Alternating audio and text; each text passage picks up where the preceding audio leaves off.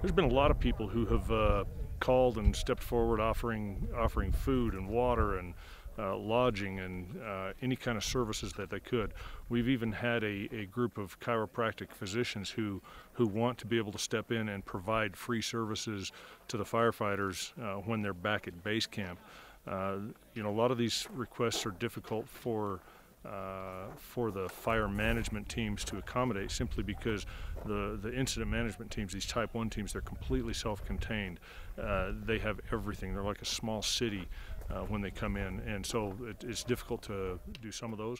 A lot of the things that the people have donated, though, have been given to the local entities, the firefighters, medical folks who are involved in this, because they are involved and they're still impacted. They have their regular jobs to do within their own jurisdictions in their cities, but they have been heavily involved in assisting with the firefighting operation, and a lot of those resources that have been donated have been given to them.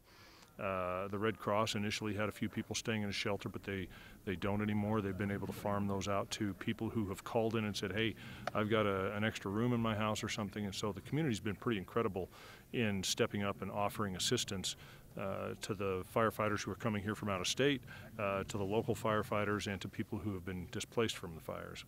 Payson Canyon is incredibly popular. There's a lot of campgrounds here: Maple Bench, Maple Lake, Payson Lake, Blackhawk, and they go further up into down towards Nephi Canyon and down Santaquin Canyon. Lots of places that people that come up here, hiking, camping, horseback riding, those kinds of things, bicycle riding, just scenic drives.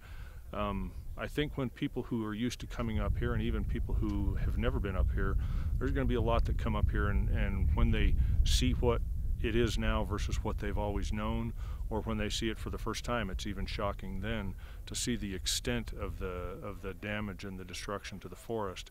That's discouraging, but as the fire officials have said, these kinds of areas can be incredibly robust, and they will come back and they will grow. The popularity of this canyon will not diminish. It'll remain high. People will still come here. People will still utilize the facilities and the campgrounds and the land, and maybe even more simply because of this incident that's happened here. But it will be a heart-wrenching situation for people when they come up here expecting what they've always seen, and when they see that it's different.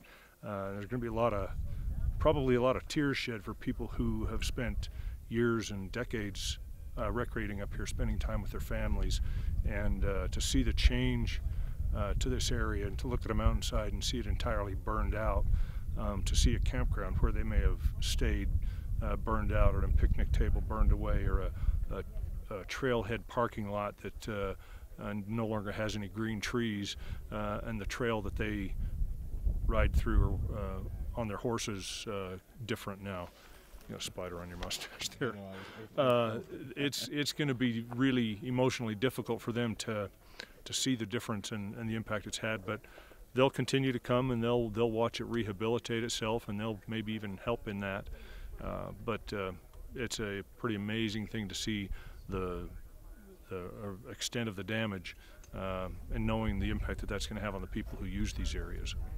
They know there's going to be some changes in the weather today, and they're anticipating the impact that those weather changes will have, mostly a wind direction change, which can create concerns, relieve some concerns in some areas and create new concerns in other parts of the fire. But there's always reason to be hopeful. Despite the things that are still major challenges, they are making progress. These firefighters, the only ones who want to protect this area more than them, and the only ones who want to protect homes more than them, are the people who own those homes and the people who regularly use these lands.